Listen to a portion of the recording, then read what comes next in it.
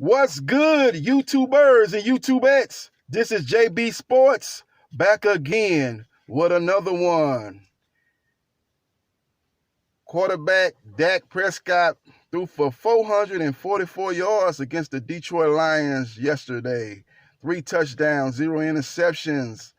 His stats for the season is 21 touchdowns, 9 interceptions, and he's leading the NFL in passing yards with 3,221 yards.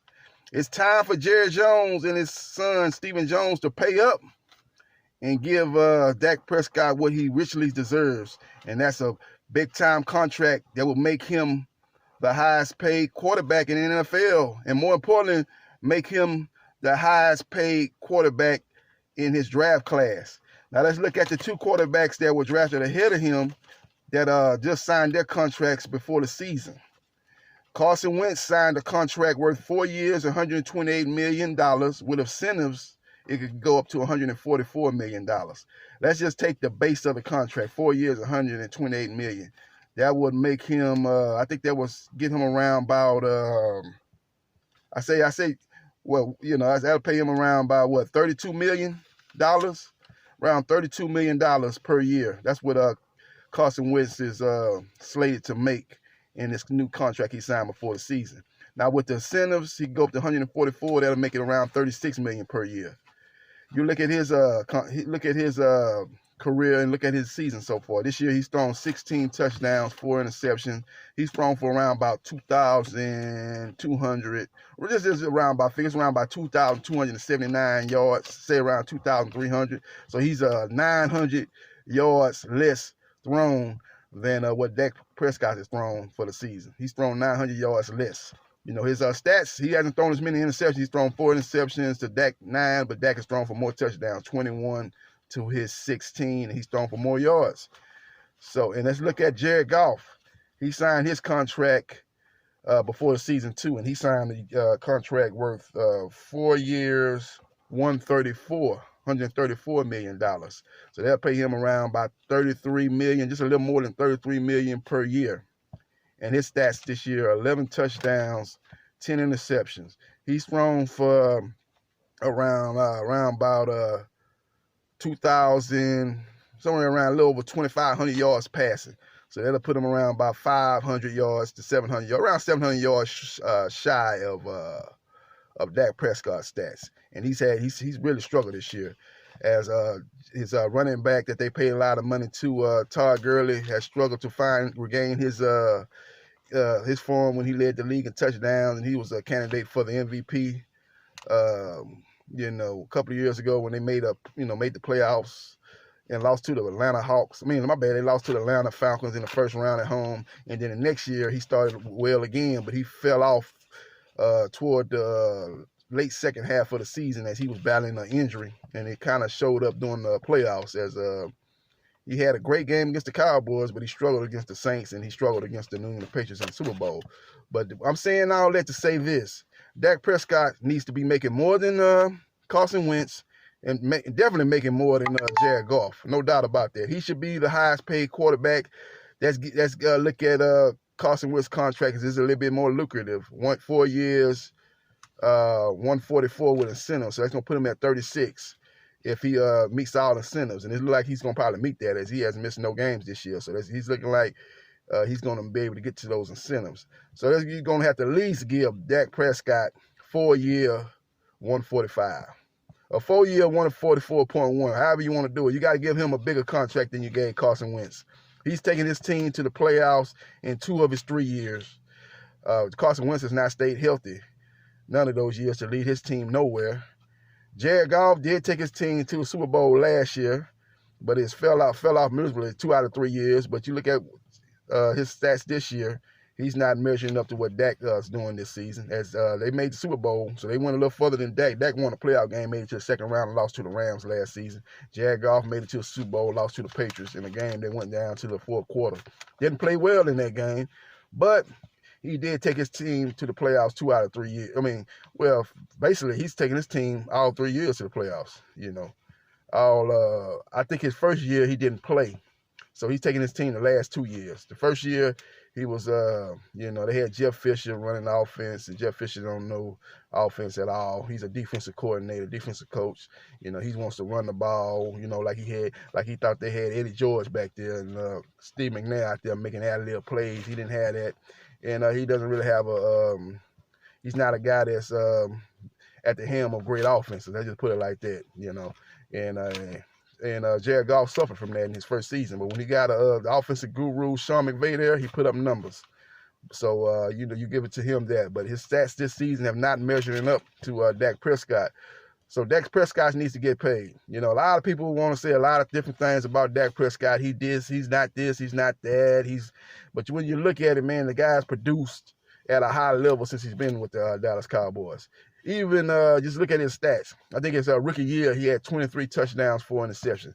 The next year, which was a down year, didn't make the playoffs. They still went, 9-7 in a down year. His stats were down a little bit. His touchdowns to interception ratio was around 2-1. It wasn't as great as it was the first season, but he still had decent stats, and he was still in the top tier of quarterback ratings both years, even the year they didn't make the playoffs. This year, I think he's number 1 in QBR, and he's putting up big-time stats. He's probably, in the MVP race right now. I would probably put him 4th or 5th. The top 2 are obviously Russell Wilson and Lamar Jackson. Number 3 is Christian McCaffrey. And then, you can make a case between him, Mahomes, and Deshaun Watson as 4, 5, and 6. So he's definitely, if you want to expand the list to 6 players, he's definitely on that list, but he's not a front runner. But with that being said, man, the guy needs to be paid. He needs to be one of the top quarterbacks. He needs to be the highest paid quarterback of his draft class, no doubt about that.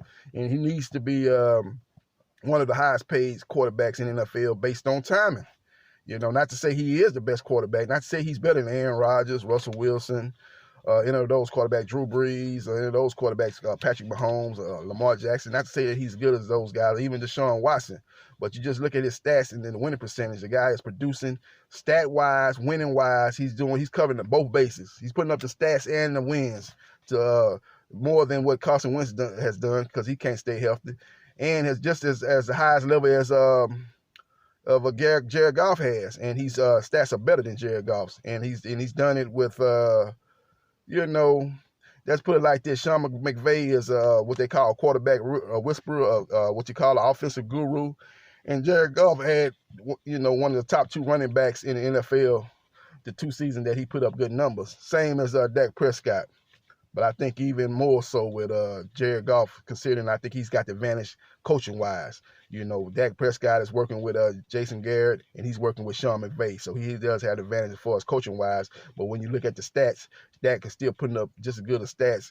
And Jared Goff team is probably, went 2 steps further in the playoffs. But both guys have been to the playoffs twice. So that's pretty close right there. But given the fact that Dak Prescott has clearly passed Jared Goff up this season, he should be making more than Jared Goff. That's what I think, and that's what I think should happen. We're going to see what's going to happen next week against the New England Patriots. He's going against the number 1 rated defense in NFL, and a team that's on track to have the best defense in NFL history. And I'm not being sacrilegious. People are like, what you talking about, JB Sports? You going to say they're better than the 2000 Ravens? You going to say they're better than the 1985 Chicago Bears? Yep. Look at the stats. Look at points allowed. Look at yards per game. Their stats are better than the 2000 Ravens. Their stats are better than the 1985 Chicago Bears. As a matter of fact, their stats are way better than the 1985 Chicago Bears. You just got to look at the stats. They don't have the big names. They got a couple of good players. They probably got the best cornerback in the NFL in Gilmore, but they don't have a lot of big names on the defensive line, a linebacker core. You look at the Chicago Bears. They had a lot of big names: Singletary, Refrigerator Perry. Those guys like that. The Baltimore Ravens had Ray Lewis. They had a lot of big names on that team. Rod Woodson. They had a lot of big names on that defense, but this team doesn't have those big names. You can see guys like Van Hoy. These guys are not household names. The only household name on that team is Tom Brady and Bill Belichick. These other guys are just players that are performing at a high level but not getting their just due. So that's just and if he goes to New England and puts up similar numbers to what he did against Detroit, Philadelphia, teams like that, and puts up and even gets them to a win, then that's just gonna up the pay scale some more for him. Right now, he did a good job of taking a gamble on himself. Dak Prescott, he didn't take the first contract, which would have paid him $30 million a year, which would have been less than Jared Goff and Carson Wentz. He bet on himself, and now like it's paying dividends. They're gonna have to up the money. He's gonna have to at least make 30 more than what Carson Wentz gonna get, potentially get at $36 million a year. You're going to have to get him at least 36.1 starting out. And if they give me 36.1, matter of fact, I want $1 million more than Carson Wentz. Give me $37 million a year, and then I sign on a dotted line. That's as of today. But if he keeps playing at a high level, it's going to keep going up, and up, and up. And if he leads the Cowboys to the playoffs, and actually they get further than they got last year, which is the NFC Championship game, then you're looking at a price range of $40 million per year. So keep on betting on yourself, Dak. But right now, if I'm Jerry Jones and Stephen Jones, I give a contract on his desk, 4 years, $145 million. I have that on his desk and his agent's desk today, which would give him more than what Carson Wentz will be making at 4 years, $144 million. That's what I'd be doing if I'm Stephen Jones and Jerry Jones, because the price could keep going up if Dak continues to carry this team, especially with Ezekiel Elliott struggling. Ezekiel Elliott is number 8 in rushing, so he's not as productive as he's been the last 3 years, as he's led the league in rushing in 2 of the 3 years. And the 1 year he didn't lead was when he got suspended for 6 games. He's number 8 right now, so that just leads credence to what Dak is doing now. That he doesn't have the prolific running game that he had the 2 years that he probably put up his best stats. When he had the leading rusher in the NFL. He's doing this with number 8 rusher in the NFL.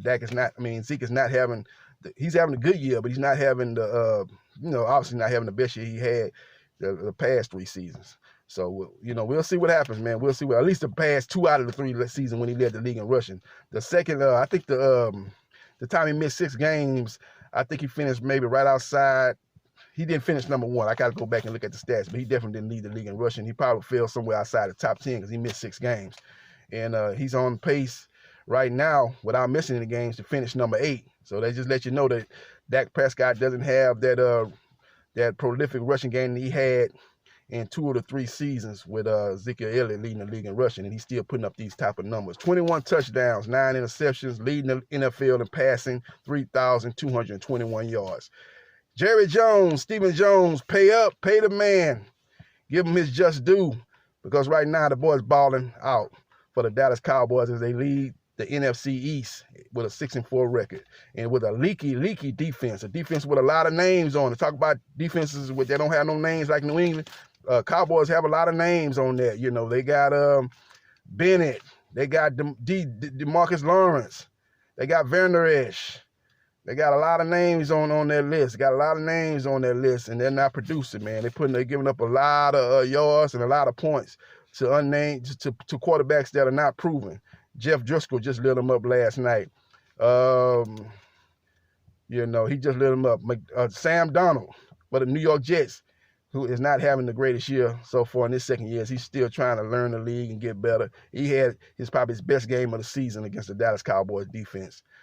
Dak Prescott is putting up numbers despite all this going on.